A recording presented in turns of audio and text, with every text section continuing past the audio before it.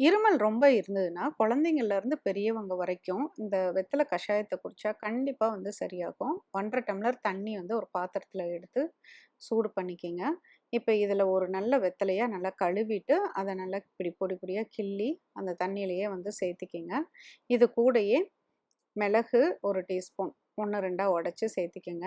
இஞ்சி 1 துண்டு, அதையும் நல்லா தட்டிட்டு அப்படி சேர்த்திக்கங்க. அதுக்கப்புறமேலு மஞ்சள் ஒரு சின்ன துண்டு, அதையும் சேர்த்திக்கங்க. மஞ்சள் இல்லாதவங்க மஞ்சள் தூள் 1/4 டீஸ்பூன் சேர்த்திக்கங்க. 1 1/2 டம்ளர் தண்ணி நல்லா கொதிச்சு சுருங்கி 3/4 டம்ளரா வர வரைக்கும் கொதிக்க விடுங்க.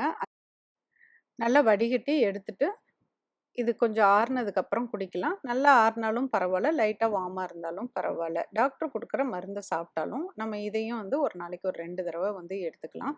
ரொம்ப சின்ன குழந்தைங்க, ஒரு 2 வயசுக்கு மேல இருக்கிற குழந்தைங்கலேருந்து குடுக்கலாம். அவங்களுக்கு கொஞ்சம் தேன் கலந்து குடுத்தோம்னா, ரொம்ப காரம் தெரியாது.